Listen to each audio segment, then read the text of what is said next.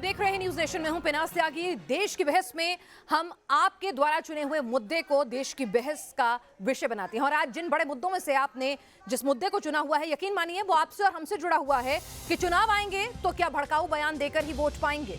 आज देश की बहस कर रहे हैं जिस मुद्दे पर, वो है यूपी में किसे डरा रहे हैं असदुद्दीन ओवैसी। यूपी में किसे डरा रहे हैं असदुद्दीन ओवैसी आज बहस का मुद्दा है, जिसे 67% लोगों ने वोटिंग के जरिए चुना है। देश की राजनीतिक प्रयोगशाला यूपी में क्या भड़काऊ एजेंडे को हथियार बनाकर हवा बदलने की कोशिश होने लगी है? जानबूझकर विकास से हटकर हिंदू वर्सेस मुस्लिम ये पूरी डिबेट कराई जा रही है। क्या जब जनता को भड़काएंगे तभी वोट पाएंगे? इन्हीं सवालों के केंद्र में एक बार फिर ओवैसी आ गए। उनका एक बयान सामने आया जिसके बाद बीजेपी लाव लश्कर लेकर उनके पीछे पड़ गई है और वो न सिर्फ बांटने वाली राजनीति कर रहे हैं बल्कि एक समुदाय को डराने की धमकी भी खुलेआम दे रहे हैं। हालांकि उन्होंने सफाई दी कि उनके वीडियो का एक हिस्सा वायरल कर दिया गया। दिन भर हेट स्पीच पर राजनीति का पारा चढ़ा है। उत्तराखंड से लेकर यूपी तक भड़काऊ बयानों पर राजनीतिक दल अपना नफा नुकसान खोजकर बयान दे रहे हैं। बीजेपी हमलावर है पर कांग्रेस समाजवादी पार्टी खामोश है। हालांकि राहुल गांधी को आज फिर से हिंदुत्व और हरिद्वार की संसद के अंदर, धर्म संसद के अंदर बयानों पर उन्हें गुस्सा आया, लेकिन ओवैसी के इस डराने धमकाने वाले बयान पर चुप्पी साध ली, जिप कर लिया अपने मुंह को। ऐसे में सवाल यही है कि भड़काऊ बयानों पर लगाम लगेगी तो कैसे लगेगी? हमेशा योगी मुख्यमंत्री नहीं रहेगा, हमेशा मोदी प्रधानमंत्री नहीं रहेगा। हालात बदलेंगे। जब कौन बचाने आएगा तुमको? तो अगर 2022 में सीएम योगी नहीं आए, अगर 2024 में पीएम मोदी भी नहीं आए, तो AIMIM प्रमुख ओवैसी क्या कर बैठेंगे? कानपुर की रैली में यूं तो असदुद्दीन ओवैसी पुलिस वालों को सबक सिखाने की धमकी दे रहे थे, मगर बात निकली तो बहुत दूर तलक चली गई। जब योगी अपने मठ में चले जाएंगे, मोदी पहाड़ों में चले जाएंगे, जब कौन आएगा? हम नहीं भूलेंगे, याद रखो। असदुद्दीन ओवैसी लगातार बहुसंख्यकों को चुनौती देने का काम कर रहे हैं, लगातार वो धमकाने का काम कर रहे हैं। जिस तरह के उनके वक्तव्य आ रहे हैं, मैं उनको बताना चाहता हूं कि ये हिंदुस्तान है, ये अफगानिस्तान नहीं है कि यहाँ तालिबान आ जाएंगे। इस तरह के वक्तव्य देने से बाज आइए। मुसलमान से शुरू होकर और मुसलमान पर ही खत्म, हैदराबाद के ओवैसी भाईजान की दौड़ यहीं तक रहती है। मगर यूपी की जिस पिच पर वो धमकी भरे अंदाज में मुस्लिम कार्ड खेल गए, उन्हें सफाई भी देनी पड़ी। मेरे 1 मिनट के वीडियो में कुछ ऐसा हिस्सा वायरल किया गया। मैं हिंसा को बढ़ावा देने वाला बयान नहीं दे रहा, बल्कि मैंने पुलिस की ज्यादतियों का मुद्दा उठाया था। यूपी में ओवैसी पूरी शिद्दत के साथ मुसलमान कार्ड इसलिए भी खेल रहे हैं क्योंकि पिछले चुनाव में ओवैसी की पतंग उड़ान भरने से पहले ही कट गई थी। हालांकि डराने धमकाने की बात तब भी हुई थी। 2017 के चुनाव में AIMIM ने 38 उम्मीदवार उतारे थे। ओवैसी के सभी उम्मीदवारों को करीब 2 लाख वोट ही मिले थे। इनमें से 37 उम्मीदवार अपने जमानत भी नहीं बचा पाए। तब सामने अखिलेश थे और अब योगी और ब्रांड मोदी की जोड़ी। लिहाजा ओवैसी अपने एम फैक्टर पर ज्यादा ही भड़काऊ हो चले हैं और विरोधी कहते हैं कि वो ध्रुवीकरण कराकर बीजेपी को फायदा पहुंचा रहे हैं। देश की बहस में चर्चा करने जा रहे हैं कि ओवैसी की धमकी संयोग है या प्रयोग, और भड़काऊ भाषण से किसे नफा और किसे नुकसान होगा। तो सवाल यही है कि चुनाव हिंदू मुस्लिम कराए बिना नहीं लड़े जा सकते। क्या अगर कोई मुसलमान धमकाए तो ठीक, लेकिन ऐसे ही बयान अगर कोई हिंदू नेता दे देता तो अब तक क्या बवाल मच चुका होता। अगर यही बयान बीजेपी की तरफ से आए होते तो अब तक क्या कुछ हो गया होता। राहुल गांधी को हरिद्वार की धर्म संसद के बयान दिख रहे हैं, लेकिन राहुल गांधी को ओवैसी के इस धमकाने वाले, खुलेआम धमकी वाले बयान पर एक टिप्पणी तक करना मुनासिब नहीं समझा है। तो आखिर ये हो क्या रहा है? क्या यूपी में ओवैसी ने भड़काऊ बयान दिया? क्या सफाई आपको वाजिब लगती है? आप अपनी राय हम तक पहुंचाएं, हाँ या नहीं में www.newsnationtv.com पर हमारे मोबाइल ऐप, ट्विटर हैंडल और हमारे फेसबुक पेज के जरिए भी आप अपना राय हम तक पहुंचा सकते हैं, अपना जवाब दे सकते हैं। और साथ ही 9711002266 9711002266 इस नंबर पर आप अपनी राय दीजिए। क्या हिंदू मुस्लिम कराए बगैर इन लोगों का काम नहीं चलता है? क्या मुसलमान अगर इस तरह का भड़काऊ बयान दिया जाए तो कोई लिबरल जो है सामने नहीं आता है, कोई दूसरी पार्टी के नेता जो हैं वो पाठ पढ़ाने नहीं आते हैं कि ये गलत है, ये एक समुदाय विशेष के खिलाफ बयान देना गलत है और हिंदुस्तान एक लोकतांत्रिक देश है। ऐसा अभी तक ना तो समाजवादी पार्टी ने कहा, ना कांग्रेस ने कहा, कोई इनकी निंदा करने के लिए आगे नहीं आया है। तो सवाल आज इन्हीं के इर्द गिर्द घूमेंगे। हमारे साथ खास मेहमान लगातार जुड़े हुए हैं। हमारे साथ अपराजिता सारंगी है, राष्ट्रीय प्रवक्ता हैं बीजेपी की। हमारे साथ श्रीराज नायर हैं, राष्ट्रीय प्रवक्ता हैं वीएचपी से। प्रोफेसर संगीत रागी हैं, राजनीतिक विश्लेषक, हमारे साथ जुड़ रहे हैं। वारिस पठान हैं, राष्ट्रीय प्रवक्ता एआईएमआईएम से, वो भी हमारे साथ जुड़ेंगे। दानिश कुरैशी जी हैं, राजनीतिक विश्लेषक हैं, हमारे साथ जुड़ेंगे। असगर खान हैं, राजनीतिक विश्लेषक हैं, हमारे साथ जुड़ेंगे। चलिए, तो हमारे साथ तमाम मेहमान अब एक एक करके जुड़ रहे हैं, लेकिन सबसे पहले यहाँ पर मैं असगर खान साहब, आप बहुत हिमायती करते हैं। जब भी मुसलमानों को अगर कुछ कह दिया जाता है तो आप सीधे आ जाते हैं सेकुलरिज्म की डिबेट पर, बीजेपी को लताड़ने लगते हैं। लेकिन आज ओवैसी साहब के इस बयान का खंडन करेंगे, निंदा करेंगे, कहेंगे कि शर्मनाक बयान है, ये हिंदुओं को डराने वाला बयान है। देखिए, हमने कभी भी गलत बात की हिमायत नहीं की है और न कभी करेंगे, ये हमारा आपसे वादा है। हम सच्चे हिंदुस्तानी हैं, ये मुल्क हमारा है, इससे हम प्यार करते हैं। हम वो लोग हैं जिन्होंने कहा ओवैसी साहब ने सारे जहां गलत से बोला, अच्छा हिंदुस्तान ओवैसी हमारा। साहब ने धमकी दी, वो गलत है। मैं आपको वही बताने चाह रहा हूँ। हम वही बताने जा रहे हैं आपको कि हम वो हैं जो बार बार कहते हैं मजहब नहीं सिखाता आपस में बहर रखना, हिंदी हैं हम, वतन है हिंदुस्तान हमारा। ओवैसी अगर साहब को ओवैसी माफी साहब मांगनी करें चाहिए। या कोई भी साहब करें, पहले आप पूरी बात मेरी सुन लीजिए। ओवैसी साहब ने क्यों कहा ये भी जरूरी है। आप उस बात का खंडन क्यों नहीं करती? मतलब क्यों कहा? उस बात पे एतराज क्यों नहीं जताती जिस बात पे कहा? आप ये बताइए, रसूलपुर थाने में, रसूलाबाद थाने में क्या हुआ? एक सेकंड, आप तो वकील भी हैं, आप तो कानून की जानकार भी है ना असगर खान साहब। सुनिए एक मिनट, आप मेरी बात सुन लीजिए। जो वहां पर पुलिस है, पुलिस किसके अधीन काम करती है भाई? पुलिस संविधान का पूरा कॉन्स्टिट्यूशन है। अगर भाई उस बेचारी पुलिस को क्यों आप लताड़ रहे हैं जो अपने कर्तव्य से बंधी हुई है? आप भाई, अगर आप संविधान की बात कर रही हैं तो आपने क्यों नहीं करी आज तक? कोई डिबेट नहीं करी, कोई ऐलान नहीं किया किसी किस्म का। अभी 2 दिन पहले भगवत जी ने क्या कहा? पहले बात सुन लीजिए, बात तो सुनिए। आपको सुनने, आप सुनाइए। भगवत जी ने जो इस हिंदुस्तान के सबसे जिम्मेदार हिंदू भाई हैं, उन्होंने क्या कहा? हम मुसलमानों, जो हिंदू भाई मुसलमान हो गए, उनको वापसी की बात करेंगे। आपको मालूम है इसकी बात, इसके पीछे क्या है? क्या कानून को नहीं मानते आप? हिंदुस्तान के आईन को नहीं मानते, कॉन्स्टिट्यूशन को नहीं मानते, हिंदुस्तान के कानून को नहीं मानते। आप कहते हैं हम उनको वापसी की बात करेंगे। और ये भी एक दोगली बात है, ये भी दोगली बात है। ये नहीं कहा साथ में कि जो मोदी योगी नहीं रहेंगे तो हिंदुओं के साथ क्या करेंगे? वापसी करेंगे। आप धमकी देंगे, आप डराएंगे। ये कह रहे हैं ये कार्ड खेलना छोड़ दिए। कार्ड किसने खेला? वो बयान ना देते मैं सवाल नहीं करती। सिर्फ पॉलिटिकल बात है, सिर्फ पॉलिटिकल बात है। और कुछ भी तो पॉलिटिकल में ये भी चलेगा, डराना धमकाना भी चलेगा। अब चलिए, प्रोफेसर रागी हमारे साथ जुड़े हैं। प्रोफेसर रागी, ये कहाँ का न्यायोचित बात है कि अगर कोई मुसलमान धमकाए तो ठीक है भाई, कोई बात नहीं, तो फिर आप पुलिस को और किसी की एफजी ले लीजिए, सफाई दे दीजिए। लेकिन यही शब्द अगर किसी हिंदू ने कह दिए होते या फिर बीजेपी की तरफ से आ गए होते तो आज यही बखेड़ा ना खड़ा हो गया होता? समाजवादी पार्टी, कांग्रेस जो चुप्पी साधे बैठी है, क्या अभी भी खामोश रहती?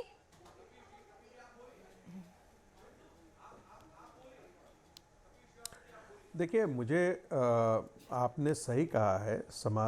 क्या समाजवादी पार्टी, क्या कांग्रेस पार्टी, उससे ज़्यादा इस देश का बौद्धिक वर्ग जो हरिद्वार के साधुओं के भाषण पर इतनी प्रतिक्रिया कर रहा था, जेल डाल दो, ये कर दो, अमुक कर दो, ओवैसी के इस विषैले बयान पर चुप है।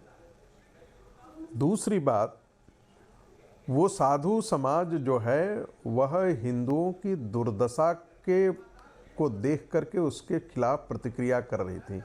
उनका कोई संगठन नहीं था। वो कुछ साधु, सैकड़ों साधु आए, उनको मन में ऐसी जिज्ञासा है, उनके मन में एक बेचैनी है कि इस देश का बंटवारा हुआ है। इस बंटवारे के बावजूद भी मुस्लिम समाज इतना आक्रामक होकर के फिर 1946 और 47 की तरह जो है वो कत्लेआम मचा रहा है। तो हिंदू अपने आप को कैसे बचाए, उनके प्रति हिंदुओं की आक्रामकता अपने बचाव के लिए है। और मुसलमानों की आक्रामकता उनके धर्म के फैलाव के लिए होता है। यही दोनों लेकिन में संगीत अंतर है। रागी जी, एक गलत और दूसरा गलत ऐसा दूसरी नहीं हो बात, सकता ना। आक्रामकता और साधु धमकी तो समाज दोनों का जगह कोई बराबर ऐसा है ना। संगठन नहीं है। लेकिन सुन लीजिए बस 10 सेकंड मैं अपनी बात कह दूं, बिल्कुल 10 मुझे आप दीजिए। ओवैसी की एक पार्टी है, ऑर्गेनाइज पार्टी है, और ओवैसी आपको पता है जितने भी रैडिकल तत्व हैं, यानी खूंखार दुर्दांत जो इस्लामिस्ट लोग हैं, उनकी बचाव में वो हमेशा आगे गए हैं।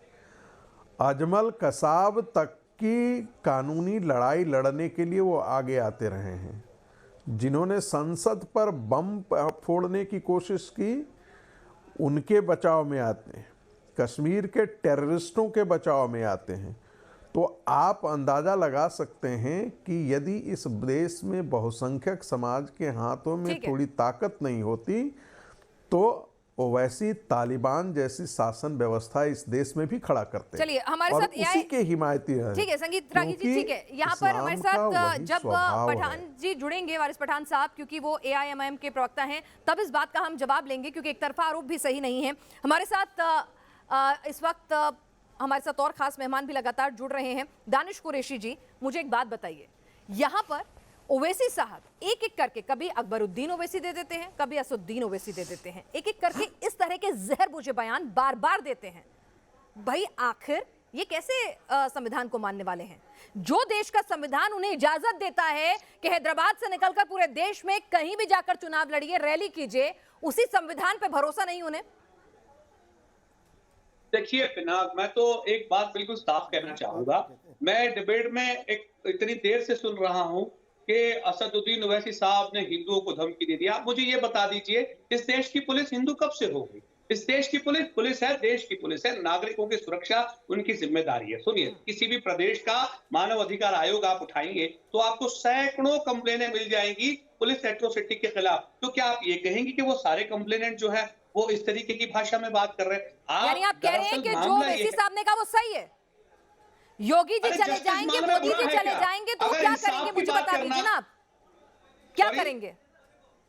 नहीं, अगर उनके इशारे पे जुल्म हो रहा है तो फिर उनकी सत्ता जाने का इंतजार किया जाएगा। आपको पुलिस पे भरोसा नहीं है, आप ये कह रहे हैं? अरे तो एट्रोसिटी के मामले में तो हुआ है, आप देखिए ना। तो आप सबको आप फिर धमकाएंगे, मतलब आप कुछ भी करेंगे? अकेले मुसलमानों पे नहीं है, सुनिए, अकेले मुसलमानों पे नहीं है, दलितों पे है, दूसरे समय ओबीसी पे है। एक मिनट, ओवैसी साहब तो मुसलमानों के अलावा किसी का वोट तक नहीं मांगते। चलिए झूठा ही सही, चलिए झूठा ही सही, बाकी पार्टियां कम से कम ये तो कहती हैं हमें सबका वोट चाहिए, वो तो कहते हैं हमें मुसलमानों का वोट चाहिए। देखिए मेरी बात सुनिए, दरअसल पिनाक जी ये जो बात है ना, ये प्रोपेगेंडा भारतीय जनता पार्टी और कांग्रेस और समाजवादी पार्टी में हिंदू शामिल नहीं है फैलाते। आप बताइए, सुनिए, अरे सुन लीजिए मेरी बात सुनिए। किसी भी प्रदेश में सत्ता बनाने के लिए क्या आप ये कहेंगे कि एक समाज का वोट मिल जाने से सत्ता में आ जाएंगे? कोशिश यही है कि जो विक्टिम समाज जो है, पीड़ित समाज जो है, कितनी बार उन्होंने हिंदुओं के अत्याचार, ऐसा तो नहीं है इस देश में हिंदुओं पर अत्याचार नहीं करती पुलिस, हिंदुओं के खिलाफ कुछ नहीं होता, कभी हिंदुओं के लिए तो आवाज नहीं उठाई ओवैसी साहब ने। तो आपको शायद पता नहीं है, आप उनके पार्लियामेंट्री स्पीच देख लीजिए। एक बार उन्होंने कहा दलित एट्रोसिटी के लिए उन्होंने कितनी बार आवाज उठाई है, ये तो मैं आपको डिटेल भेज दूंगा। जी। और उसके बाद जो भड़काऊ बयान दिए उनकी डिटेल में आपको पढ़ के सुनाऊं? अरे सुनिए मेरी बात भड़काऊ अकबरुद्दीन साहब की डिटेल में पढ़ के सुनाऊं आपको?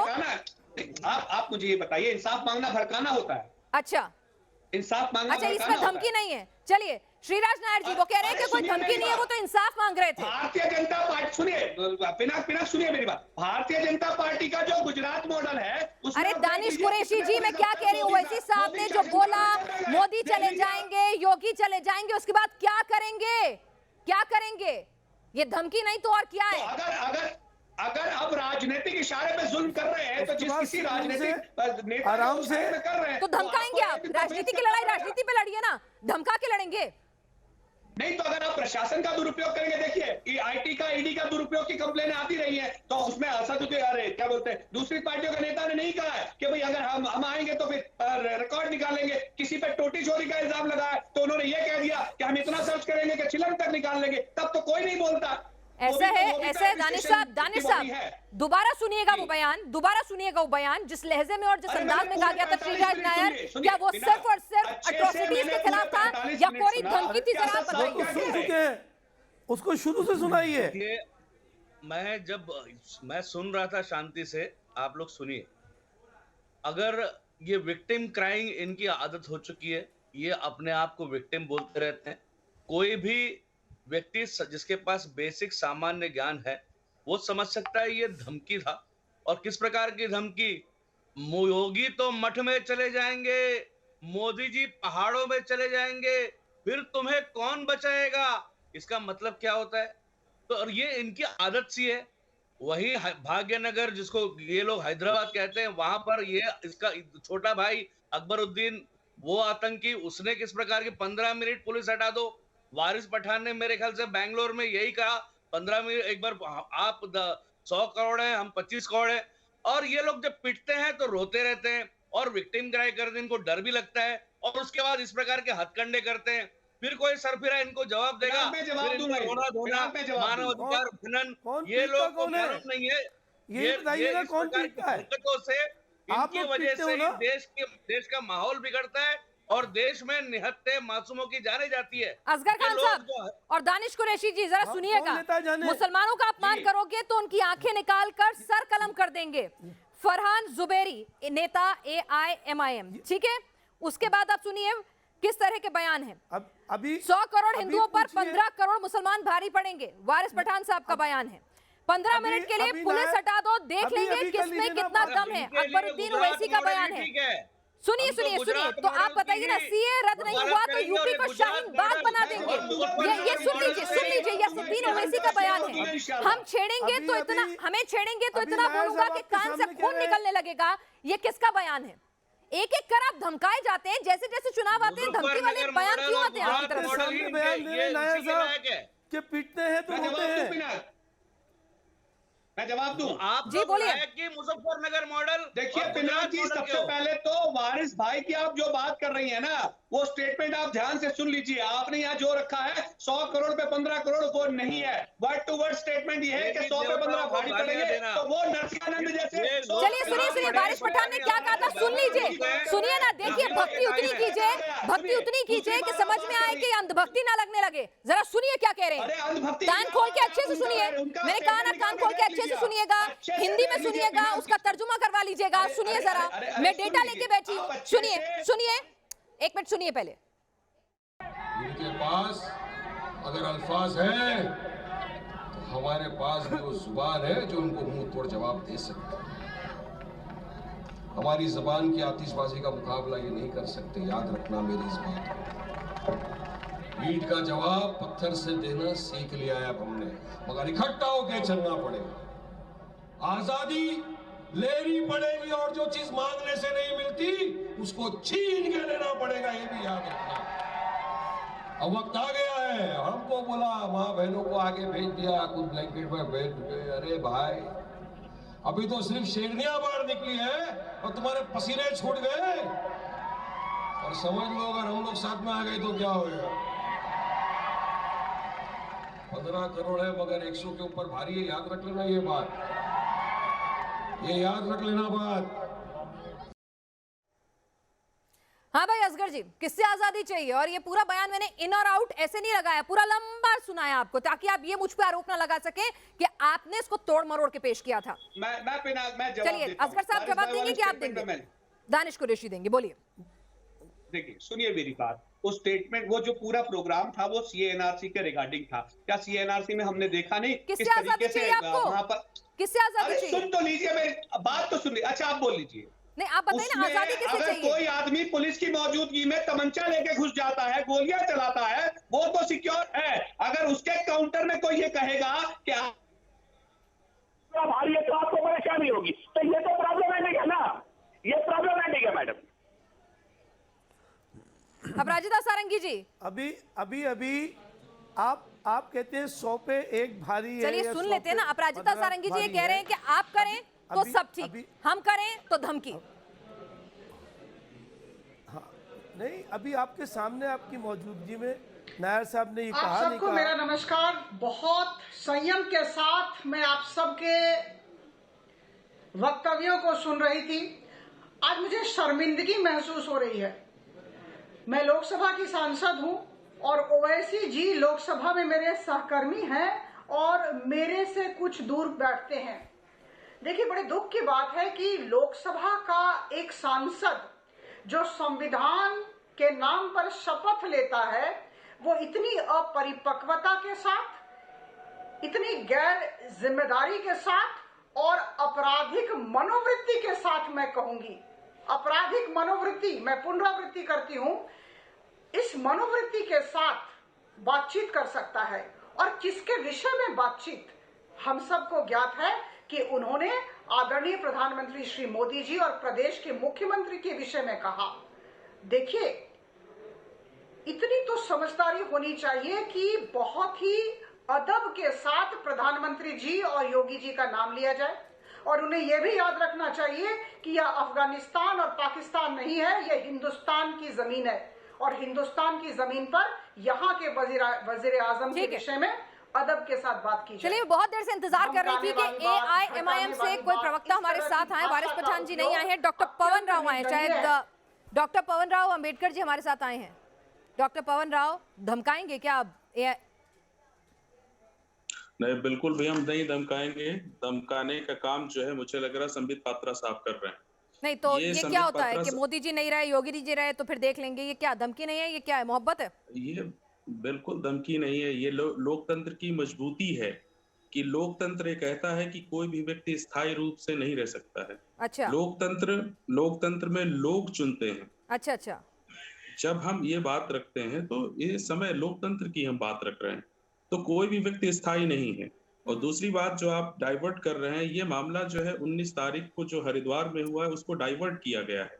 मुख्य मुद्दा जो हरिद्वार में हुआ उसे ठीक नहीं ठहरा रहे, लेकिन हरिद्वार में जिसने बोला ना, वो एक साधु संत थे। यहाँ पर एक सांसद बोल रहा है, जिम्मेदारी है, एक पार्टी का मुखिया बोल रहा है, एक निजी व्यक्ति की राय नहीं है, ये मंच से बोल रहा है। दंगे भड़क सकते हैं, भावनाएं हाथ हो सकती हैं, पुलिस से भरोसा उठ सकता है। आप खाकी का अपमान कर रहे हैं, वो ठीक? आप मुझे लग रहा पूरा स्टेटमेंट आपने पढ़ा नहीं है। संबित पात्रा को ही आपने सिर्फ कोट किया है। नहीं, मैंने पूरा सुना है। पूरी मैंने एक बात सुनी, 1 मिनट 14 सेकंड की बाइट भी सुनी है, 2 मिनट 26 सेकंड की सुनी है, और 3 मिनट 20 सेकंड को भी मैंने पूरा सुना है। ठीक है, आदरणीय ओवैसी साहब ने लोकतांत्रिक मर्यादाओं को ध्यान में रखते हुए इस देश की पुलिसिंग व्यवस्था पर क्वेश्चन मार्क लगाया है कि इस देश में जो पुलिसिंग व्यवस्था है, खासतौर से उत्तर प्रदेश में आप देखेंगे कि पुलिस ने मनमाने ढंग से शासन के कहने पर बेरोजगार लोगों पर लाठियां चलवाई, महिलाओं पर लाठी चलवाने का पुलिस का दमन करेंगे आप, तो ये धमकी थी। चलिए, हिंदुओं का नहीं करेंगे तो पुलिस का दमन करेंगे, क्या धमकी थी? आप मामले को डाइवर्ट कर रहे हैं। आप हरिद्वार की घटनाओं को जो है संबित पात्रा, मैंने आपको कहा ना, हरिद्वार की घटना एक संत वो बिल्कुल न्यूज नेशन उसका भी खंडन करता है, बिल्कुल गलत है, कार्रवाई हो, उसको सजा मिले, बिल्कुल। और वो बयान इतना गलत था कि हम सुनवा भी नहीं सकते। लेकिन फिर से कह रही हूँ कि वो एक इंडिविजुअल, एक संत का, एक धर्म संसद के अंदर दिया गया बयान था, एक रैली के नहीं, एक सांसद का नहीं, एक संवैधानिक पद पर बैठे शख्स का नहीं, एक बड़ी पार्टी के मुखिया का नहीं, मुसलमानों को खुद का रहनुमा बनाने वाले शख्स का नहीं। संगीत रागी जी ये कह रहे हैं कि कोई धमकी तो थी ही नहीं, आप खामे दिल का ताड़ बना रहे हैं। करके बात कही गई है, कितने लोग गिरफ्तार हुए आप बताएं? आप अगर निंदा कर रहे हैं तो आप बताएं कितने लोग गिरफ्तार हुए हरिद्वार में? देखिए ओवैसी की भाषा, बंधु जरा 1 मिनट चुप रहे हैं तो मैं भी अपनी बात कह लूँ। देखिए, उस ओवैसी की भाषा के पश्चात मुझे लगता है कि हिंदू समाज में एक बहुत भारी प्रतिक्रिया होगी और हिंदू समाज इस बात के लिए विवश होगा कि ये व्यक्ति ये धमका रहा है कि यदि भारतीय जनता पार्टी की सरकार यदि नहीं आती है तो हम हत्याओं का वैसा ही सिलसिला जारी करेंगे उत्तर प्रदेश में, हिंदुओं की हत्याओं का, जो पश्चिम बंगाल के अंदर ममता बनर्जी के शासन के पश्चात हुई थी। ओवैसी के कथन का अभिप्राय ये हो सकता है, और उनके भाई ने भी ये कई बार कहा है, कि वो हमारे यहाँ जब उत्तर प्रदेश की विधानसभा में जोगी वगैरह हटेंगे तो हमारा नारा क्या होगा, अल्लाह अकबर नारा होगा, यानी कि विधानसभा में नाराए तकबीर क्या होगा? अल्लाह अकबर। यानी कि ये गजवाए हिंद की जो मानसिकता है इस देश में खड़ा करना है, यही ओवैसी की और यही इस्लाम की मानसिकता है। चलिए, ये बहुत बड़ा इंटरप्रिटेशन कर रहे हैं कि आपने हिंदुओं की कत्लो गारत का बयान है ये, सीधे सीधे ये मैं बार बार कहता हूँ, बस 10 सेकंड। देखिए, मैं बार बार कहता हूँ कि मुस्लिम समाज को पता है कि उसका हित कहाँ है। वो 2 मिनट में शाहीन बाग खड़ा कर लेता है, और दुर्भाग्य है कि 70 साल में हिंदू समाज अभी भी जातीय खांचों में बंद करके आपस में रागी साहब, आप मुझे ये बताइए, पॉलिटिकल इस्लाम इस देश का सबसे बड़ा खतरा है, सबसे बड़ा खतरा है। इसमें पाशविकता है, इसमें पैशाचिकता है, इसी ने इस देश को तोड़ा था। ऐसे जहर बोने वाले और ऐसे जहरीले रोज तकरीरें होती हैं। आप जब तक उनके दांत नहीं तोड़ेंगे, उनके विष नहीं निकालेंगे, तब तक ये देश शांत नहीं होगा। ये भाषा और उसके लिए योगी और मोदी का रहना बहुत जरूरी है। प्रोफेसर रागी, हम चाहेंगे कि देखिए इस तरह की भाषा हम यहाँ भी ये गलत है। देखिए, हम इसी पूरी बहस इसी बात पर हो रही है, लेकिन यहाँ पर ये भाषा भी हम नहीं चाहेंगे कि इसका प्रयोग हो हमारे मंच पर। ये भाषा आपकी मर्यादित नहीं है रागी साहब। आप जो है आप एक प्रोफेसर हैं, पढ़ाने की भाषा बोल रहे हैं, ये यही पैनल से देखिए आप। मैंने कहा ना कि न्यूज़ नेशन इस भाषा का कतई समर्थन नहीं करता। यहाँ पूरी बहस का विषय ही यही है। वो तो ये कह रहे हैं रागी साहब, कहा कि पॉलिटिकल इस्लाम की भाषा इतनी जहरीली है जिसने देश को तोड़ा है। इससे पहले रागी साहब, आप अम्बेडकर साहब, अम्बेडकर साहब, मैं आपकी सीधे रागी सर से बातचीत करा दूंगी, लेकिन एक बात बता दीजिए, रागी साहब ने एक बहुत बड़ी बात कह दी है यहाँ पर कि ओवैसी साहब का बयान सीधा सीधा ये कह रहा था कि अगर योगी मोदी नहीं रहेंगे तो हिंदुओं का क्या कुछ करेंगे। वो शब्द मैं यहाँ प्रयोग नहीं करना चाहूंगी। क्या ऐसा ही मतलब था उस बयान का? उस स्टेटमेंट की बात ही नहीं कही गई है। आप तोड़ मरोड़ करके पेश कर रहे हैं और जो मुख्य मुद्दा है उससे आप डाइवर्ट कर रहे हैं। बात पे आप चली जाती हैं। आप डाइवर्ट मत करिए। आप पहला सवाल तो ये, जैसे अभी आपने कहा कि ओवैसी साहब हिंदुओं का वोट ही नहीं मांगते, मैं यही आपसे सवाल करता हूं कि ये पवन राय साहब हिंदू हैं या मुसलमान हैं? ये उनके हिमायती बने यहाँ बैठे हैं, उनके दोस्त उनकी पार्टी के हैं। आप क्यों ऐसी बातें चैनल पे करती हैं? आप मेरा हिंदू मुस्लिम का जो है टैग जानना चाहते हैं क्या? पवन साहब, क्या मैं कपड़े उतारूं क्या? पवन साहब यहाँ एक अच्छे सिटीजन है। कपड़े उतार पवन साहब अच्छे हिंदुस्तानी हैं कि मुसलमान हूँ? कपड़े दिखा मैं इनकी बात कर रहा हूँ। अभी इन्होंने ये कहा कि वो हिंदुओं से वोट नहीं मांगना चाहते। मुसलमान कर रहे हैं। आप समझिए, मैं आपकी बात कह रहा हूँ। आप क्या जानना चाहते हैं? मेरे नाम को आप क्या जानना चाहते हैं? मेरा नाम, अरे भाई, आप हमारे भाई हो, आप इंसाफ के लिए, मेरा नाम काफी नहीं है क्या? आप इंसाफ के लिए से आपको परिलक्षित हो चुका है। दानिश जी, चलिए आप बता दीजिए, यहाँ पर रागी साहब ने जो विश्लेषण किया है उस बयान का, ये तो बहुत खतरनाक है। और वो कह रहे हैं कि जब ये बयान दूर तलक तक जाएगा, हिंदुओं के बीच जाएगा, तो निश्चित तौर पर वहां से भी कुछ ना कुछ उबाल होगा। हिंदुओं से देखिए, दरअसल संगीत रागी जी जो कह रहे हैं ना, उनकी बात में सच्चाई इसलिए नहीं है सारे अगर इसे 1 मिनट के लिए टेक ऑफ आर्गुमेंट अगर हम सवाल ही नहीं है, ये भी समझ लें कि उनका स्टेटमेंट है, तो उन्होंने दानिश साहब बोल रहे हैं, जरा सुन लीजिए ना। दानिश साहब को प्रोफेसर रागी ने जो बात कही है उसका जवाब दे रहे हैं। दानिश साहब बोलिए। हाँ, सुन लीजिए। दरअसल असदुद्दीन ओवैसी साहब ने जो कहा है वो ये कहा है कि जिस किसी भी व्यक्ति पे जुल्म हुआ है तो पर्टिकुलर किसी व्यक्ति विशेष को जो पुलिस में है, इसमें हिंदुओं का तो कोई मामला आता ही नहीं है। संगीत रागी जी जानबूझ के उसको पॉलिटिसाइज करने की कोशिश कर रहे हैं। आप भड़का रहे हैं संगीत रागी जी। बिल्कुल, मैं पहले भी कह चुका हूँ, फिर पूछ रहा हूँ, आप ये बताइए, हिंदुओं को तो कुछ डर ही नहीं था, पुलिस वालों को मारेंगे क्या? उनके लिए था क्या? वो तो प्रशासन का हिस्सा है, प्रशासन का काम है लॉ एंड ऑर्डर मेंटेन करना। और आप क्या कह रहे हैं कि देश के नागरिक उनके खिलाफ बड़ी पुकार देंगे? क्यों पुकार देंगे भाई?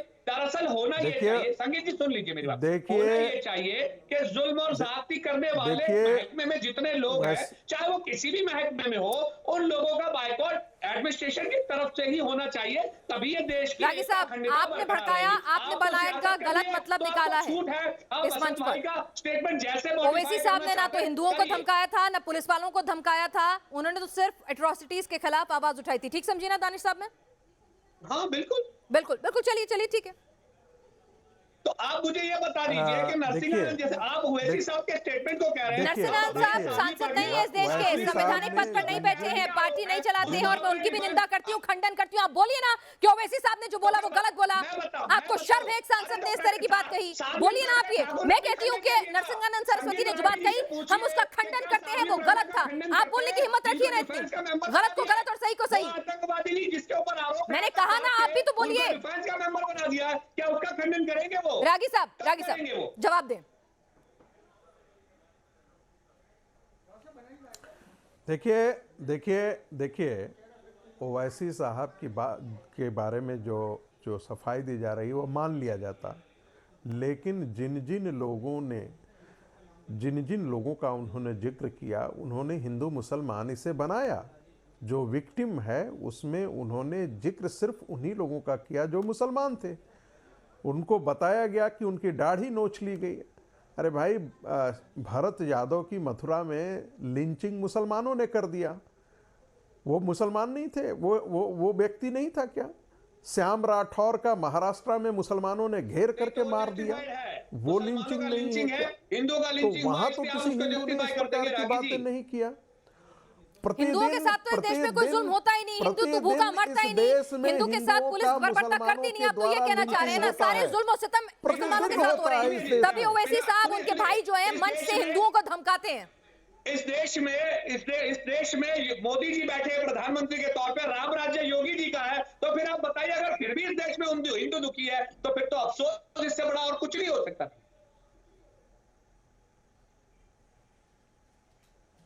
रागी साहब नहीं, देख, मैं इसका उत्तर देना चाहूंगा। देखिए, हाँ, दुनिया में मुसलमान हर जगह विक्टिम है, और इसीलिए हर जगह वो तलवार लिए हुए खड़ा रहता है, हर जगह दूसरे को मारने के लिए और कत्लेआम करने के लिए एक टेररिस्ट ऑर्गेनाइजेशन बना देता है, चाहे वो बम फोड़ता है। भारत में भी वो सिलसिला शुरू है। यदि भारत का समाज यदि नहीं सचेत होता है तो इसे भुगतना पड़ेगा। मैं ये बार बार कह रहा हूं। चलिए हमारे साथ भारत का समाज और खास करके हिंदू समाज, हमारे साथ वारिस पठान साहब खुद जुड़ेंगे, जरा उन्हीं से पूछेंगे कि वो क्या मायने निकाल रहे हैं तो यहाँ पर ओवैसी साहब के बयान के, क्योंकि उनके खुद के बयान ही बहुत कुछ कहते हैं। रागी साहब वो जुड़ेंगे, मैं चाहूंगी कि सीधा उनसे भी बात करें। क्षितिज चौहान हमारे साथ खरगोन से, हमारे एक दर्शक इस वक्त अपनी राय देना चाहते हैं। क्षितिज बोलिए। मैम, ये ओवैसी जैसे लोग सांप्रदायिक सौहार्द बिगाड़ते हैं। पुलिस जो कोरोना टाइम में रात दिन अपने परिवार की फिक्र न करके ड्यूटी करती है, जनता की सेवा करती है, फिर भी ऐसे फ्रंटलाइन वॉरियर्स के लिए इस तरह के शब्दों का बोलना गलत है। चलिए ठीक है, वारिस पठान साहब भी हमारे साथ जुड़ गए। वारिस पठान साहब, जनता भी कह रही है कि भाई फ्रंटलाइन वर्कर्स के लिए, चलिए हिंदू छोड़ दीजिए, अगर पुलिस के लिए भी जो कोरोना काल में खुद आगे बढ़कर आपके लिए काम करते हैं, आप उनके खिलाफ इस तरह से धमकाने वाले बयान देते हैं, ये आखिर आप क्या कराना चाहते हैं? विपक्षी आप पर आरोप लगा रहे हैं कि आप हिंदू मुस्लिम करा रहे हैं, आप बीजेपी के लिए फायदे का सौदा कर रहे हैं, क्योंकि बीजेपी तो इसी लाइन पर चाहती है असगर साहब कि चुनाव लड़े जाएं।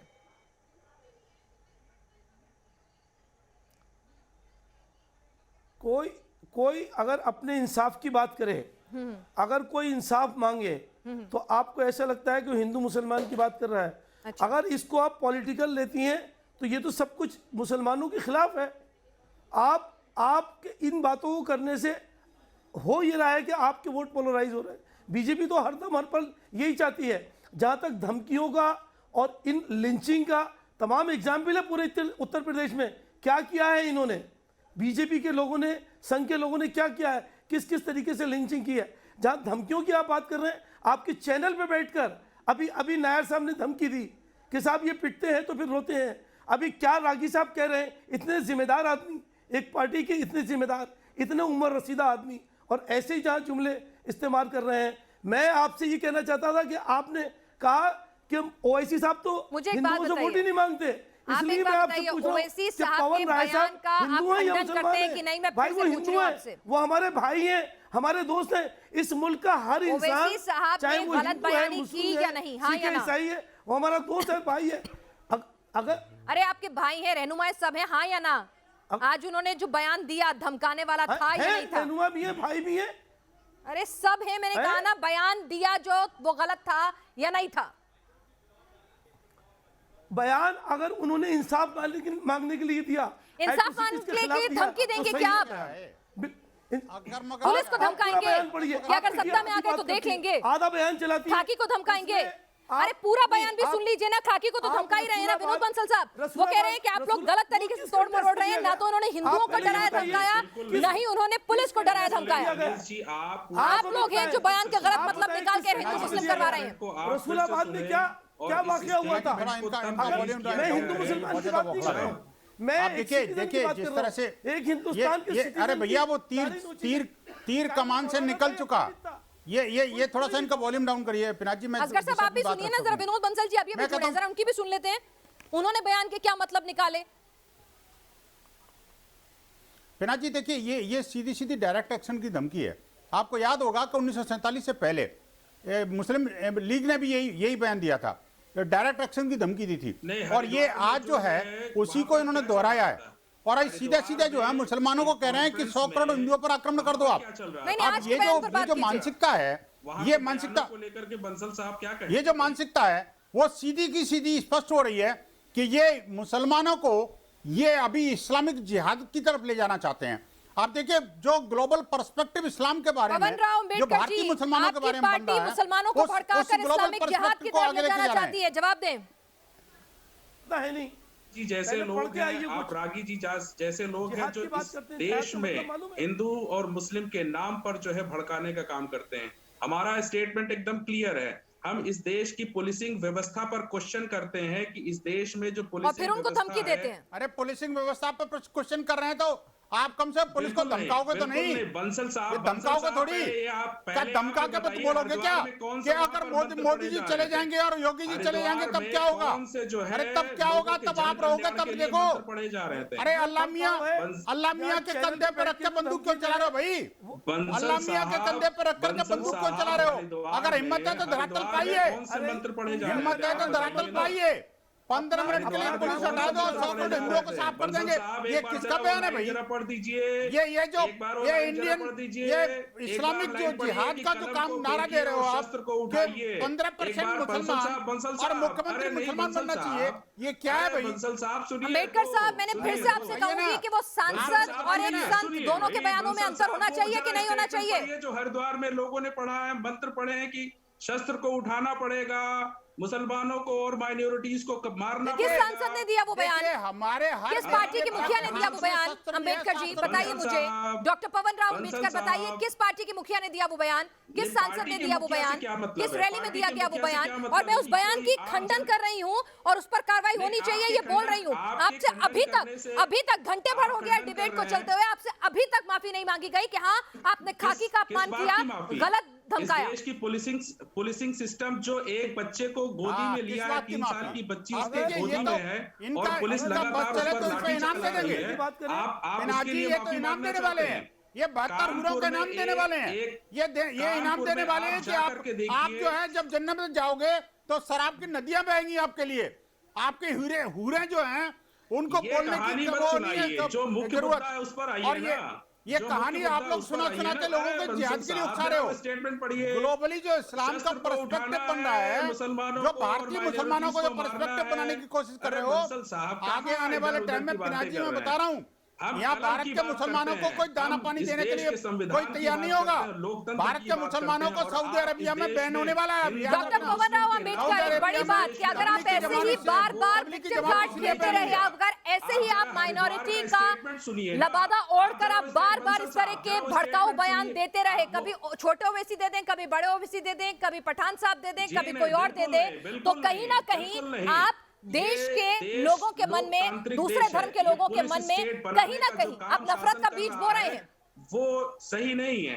इस देश की लोकतांत्रिक व्यवस्था के ये लिए जो है ना इस शराब की नदियों का सपना दिखा करके, पुलिस व्यवस्था ठीक नहीं है। सपना दिखा करके पुलिस ने डॉक्टर पवन राव अंबेडकर, आप अभी तक आपको जो आपने पूरा प्रेस रिलीज पढ़ लिया उसी को आपको बोलना है, आपने तय कर लिया। संविधान विरोधी मानसिकता जो भारतीय जनता पार्टी की है ना, ये नाकाबिल बर्दाश्त है। काफी समय से बैठे उनके ऊपर लाठियां आपको शायद संविधान नहीं पता, उसकी पहली लाइन यहाँ से शुरू होती है कि भारत के हर एक नागरिक की जान माल की रक्षा करने की जिम्मेदारी भारत सरकार की है। और आप कह रहे हैं मुसलमानों को खाना पानी नहीं देंगे, हमें शस्त्र उठाने की मुसलमानों जरूरत है, को मोहताज नहीं है, उठाएंगे, दलित आपका मोहताज है, आप ये कह रहे हैं। करते हैं शर्म करो, शर्म करो।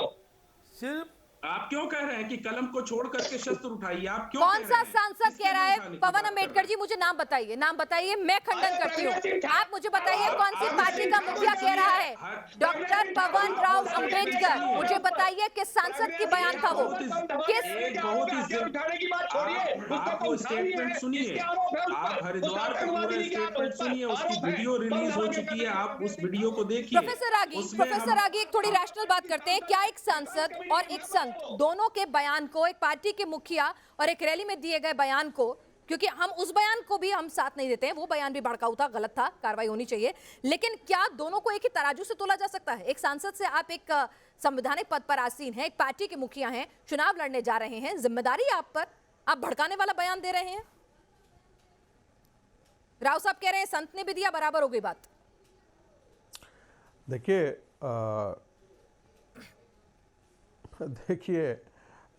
दोनों के बीच में तुलना नहीं की जा सकती है। आप एक सांसद हैं, आप एक बैरिस्टर भी हैं, और आप अच्छे एक पार्टी के नेता हैं और एक पार्टी के अध्यक्ष भी हैं, और आपका इस्लाम ही नारा भी है आपकी पार्टी का। अभी कोई बोल रहा था कि उसमें हिंदू भी तो हैं। अब तो ऐसा है कि अकबर के साथ भी युद्ध करने वाले हिंदुओं के खिलाफ और उनके मंदिरों को तोड़ने वाले बहुत सारे हिंदू भी थे। औरंगजेब के साथ भी हिंदुओं के मंदिर तोड़ने वाले, उनके पेरोल पर काम करने वाले ऐसे बहुत सारे होंगे। तो इस समाज की दुर्दशा इसीलिए हुई है, इस समाज का दुर्दशा इसीलिए हुए है क्योंकि इसके ही अंदर से जयचंद पैदा होते हैं। यदि जयचंद पैदा नहीं होते तो भारत पर विदेशी आक्रांताओं का, दुर्दांत मुस्लिम आक्रांताओं का आधिपत्य नहीं हुआ होता। हिंदू समाज यदि संगठित रूप से उनका मुकाबला करती, और ये तो अंबेडकर जी ने कॉन्स्टिट्यूएंट असेंबली में बहुत साफ साफ कहा कि जो ये सब आए थे वे दुर्दांत थे, बाहरी थे, हमारे देश की मंदिरों को इन्होंने ध्वस्त किया। हम अकेले साथ लड़े होते तो संभवतः प्रोफेसर आगे आज की बात की जाए कि अगर उस संत के बयान को भी, क्या हम अगर वो कलम छोड़कर तलवारें उठाने की बात करें, इस तरह के भड़काऊ बयान दें, तो वो भी जायज नहीं है। भड़काऊ बातें नहीं है ये सब। रागी साहब जो भी कह रहे हैं ये भड़काऊ बातें नहीं है। असगर साहब, मैं एक यहाँ की पब्लिक को मिसलीड करने वाली, हाँ बोलिए, ये भड़काऊ बातें नहीं है। छोड़ करके मैंने तो इतिहास का तथ्य आपके सामने रख दिया है। आपने सामने खड़ा करना चाहते हैं? मैं तो सर हमारे यहाँ कुछ छोड़ने की जरूरत नहीं है। हमारे तो सभी देवी देवताओं के हाथ में कलम भी है और तलवार भी है सर, और हमें इस बात का गर्व है कि हम दोनों चीज साथ साथ रखते हैं। आपकी तरह नहीं है कि कंप्यूटर हटा दो, कुरान पकड़ा दो। का भी नाम लेके हम कंप्यूटर हटा करके कुरान नहीं पकड़ाते। कम से कम देवी हम कहते हैं शस्त्र शास्त्र साथ साथ चलने की कोशिश करो। अगर राष्ट्र को सुरक्षित रखना है तो शस्त्र शास्त्र साथ साथ चाहिए, हिंदुओं पे भी और बिल्कुल होना चाहिए। हमारे हर एक देवी देवता के हाथ में। असगर साहब ओवैसी साहब के बयान में बीजेपी को ही मौका नहीं दे दिया हिंदुत्व का कार्ड खेलने का। कुर्सी के डंडे पकड़े रहे। मुझे बताइए ना, क्यों ना उन्हें फिर, जैसा कि विपक्षी कह रहे हैं कि बीजेपी की टीम बी की तरह से एक्ट किया और वहां पर हिंदुत्व का मौका दे दिया बीजेपी को। ओवैसी साहब ने खुद जानबूझकर गलती करी है। ओवैसी साहब ने कोई गलती नहीं की है, कोई गलती नहीं है। अगर किसी के जुल्म को रोकने की बात करता है तो उसमें क्या गलती है? यानी आप चाहती हैं कि जुल्म होता रहे बराबर? स्टेटमेंट को आप, मुझे लग रहा है, नजर तो धमकी भी देते रहे बराबर। और हरिद्वार की घटना को मुसलमानों पर जुल्म हो रहा है। ये धमकी है जो आपके चैनल पे दी जा रही है। पूछ करके गोली मार रहे हैं और मुसलमानों पर जुर्म हो रहा है। उसके बारे में बहुत बढ़िया। अभी नायब साहब ने कहा नाम लेते हैं, पिटते हैं तो रोते हैं, मुसलमानों इसका पर क्या जुर्म हो रहा मतलब है? मैं आपसे पूछ रहा हूं, जिहादी तंजीम में इस्लाम के नाम पर पैगंबर मोहम्मद साहब के नाम पर दर्द होता है भाई। और कोई गलत बात नहीं कह रहे। आप मुसलमान जो है आप लोगों की तरह की हत्या करते हैं, कोई जुर्म वाली बात नहीं कर रहे। दानिश कुरैशी, मुसलमानों पर जुर्म हो किस रहा तरह है। से एक सांसद और इंसान के बयान को जस्टिफाई करेंगे आप? और हम तो कह रहे हैं कि जो बयान जो था धर्म संसद में दिया गया वो गलत है, उसके खिलाफ कार्रवाई होनी चाहिए। लेकिन आपने अभी तक एक बार भी ओवैसी साहब के बयान की आलोचना नहीं की है। निकाल दिया जाएगा आपको। सबसे पहले तो भारतीय जनता पार्टी जो शब्द का इस्तेमाल कर रही है ना संत, मुझे तो इससे ही आपत्ति है। एक आतंकवादी कभी संत नहीं हो सकता।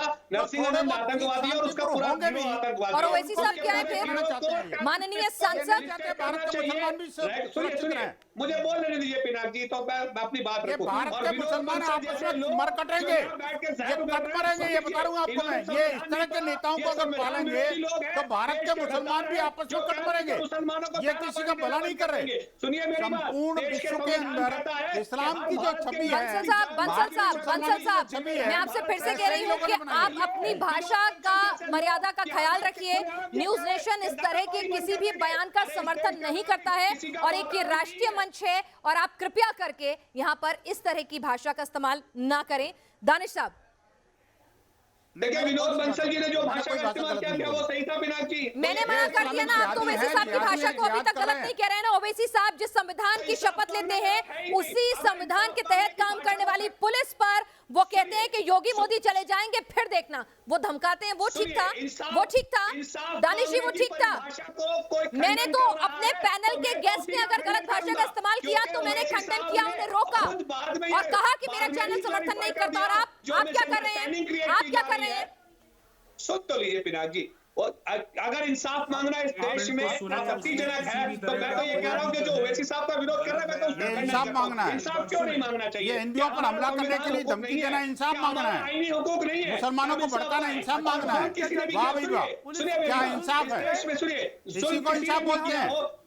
मुसलमानों को बेहतर हूरों का सपना दिखाना इंसाफ, न्याय है। वाह इंसाफ, कैसा इंसाफ मांगते हो भाई?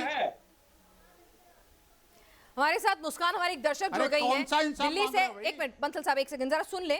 मुस्कान हमारे साथ जुड़ी हैं, क्या कह रही है मुस्कान? आप असगर साहब आऊंगी, आपके पास भी आऊंगी जी। तो जो ओवैसी साहब ने जो भी बयान किया है वो मेरे हिसाब से बहुत ज्यादा प्रोवोकेटिव और बहुत ज्यादा निंदनीय बयान है।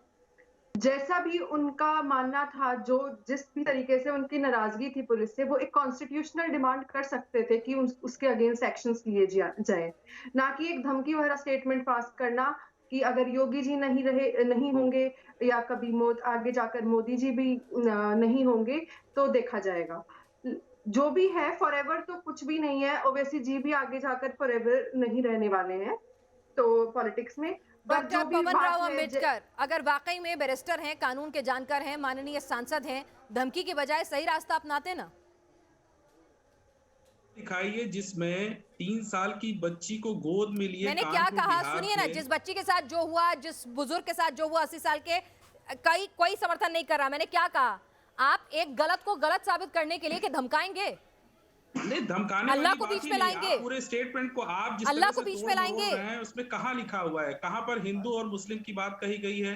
कहाँ पर किसी भी तरह की जो है ऐसी बात कही गई जिसमें अच्छा ये स्टेटमेंट था कि नहीं था कि योगी अगर मठ चले गए, मोदी चले गए गुफा में, उसके बाद क्या करेंगे देख लेंगे, ये सब नहीं था उसमें? कई स्टेटमेंट ऐसी नहीं थी। प्रधानमंत्री का पद, लोकतंत्र में प्रधानमंत्री का पद, मुख्यमंत्री का पद क्या स्थायी है?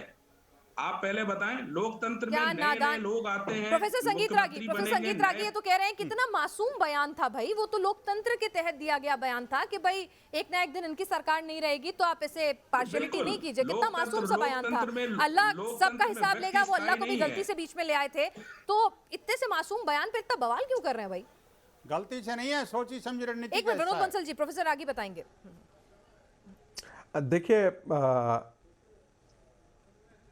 देखिए ओवैसी जी की राजनीति को जो जानता है वो बहुत अच्छी तरह जानता है कि वो भारत में नया जिन्ना अपने आप जिन्ना के तौर पर अपने आप को खड़े करना चाहते रागी हैं। साहब के पास कुछ आपको मुद्दे मालूम नहीं है, रागी बंसल जी ने ठीक साहब कहा के था। पास सुन लीजिए ना, एक मिनट फिर जवाब ये दूंगी आपसे उनकी और आपका भाषा ही जो आमना है, सामना कराऊंगी। रागी साहब नया जिन्ना बनाना 1946 चाहते हैं में अपने आप को, ठीक है, अपनी बात कंप्लीट करें, फिर मैं आपके पास आऊंगी जवाब देने। डॉक्टर अम्बेडकर राव, एक बार शांति से सुन लीजिए ना डॉक्टर पवन। नहीं है, रागी साहब जो है इस देश के लोकतंत्र की बात नहीं करते। रागी साहब से ये पूछा जाए कि हरिद्वार में जिन लोगों ने कलम को छोड़ करके शस्त्र उठाने की बात कही है वो लोकतांत्रिक है क्या? वो लोग आप सवाल के जवाब में सवाल देंगे। चलिए, रागी साहब शायद उसका खंडन ना करें, मैं कहती हूँ कि वो लोकतांत्रिक नहीं है, उसके खिलाफ कार्रवाई होनी चाहिए। अब आप कहेंगे ये बात ओवैसी जी के लिए? नहीं, हम रागी साहब स्टेटमेंट में किसी भी तरह की कोई कमी नहीं है। नहीं, बहुत उन्होंने अच्छा सवाल किया। बच्चे को लाठी मार रही है तो क्या आप उसको जायज ठहराएंगे? बहुत अच्छा सवाल किया है, बहुत अच्छा सवाल किया है आपने, बट धैर्य रखिए। 30 सेकंड्स आप मुझे दीजिए। इस देश के हिंदुओं को एक चिंता है, और वो ये चिंता इस बात की है कि बगल में अफगानिस्तान में तालिबान खड़ा हो गया, जो मूर्ति विध्वंसक है, जो मंदिरों को रागी साहब या तो अब तालिबान की बात कर लें।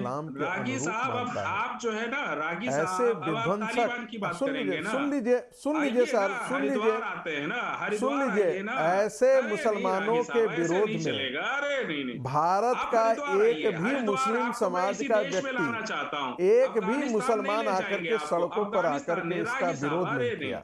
आपको मैं इस देश और के एक सुन लीजिए प्रदेश है उसका सुन लीजिए सर, सुन लीजिए। आप आवाज मेरी जाने नहीं देना चाहते हैं। जी रागी साहब, आप मेरी आवाज जाने देना नहीं चाहते हैं। चलिए रागी साहब और डॉक्टर पवन, मैं आपको दोनों को रोकना चाहूंगी। छोटे से ब्रेक के लिए हम रुकना होगा, उसके बाद हमारे दर्शक भी साथ जुड़ेंगे। लेकिन सवाल जस का तस है, क्या ओवैसी की पार्टी जो है उनके इस बयान पर किसी भी तरह से वो माफी मांगते हैं? क्या उन्हें बयान भड़काऊ लगता है? अभी तक तो नहीं, आगे भी चर्चा जारी है।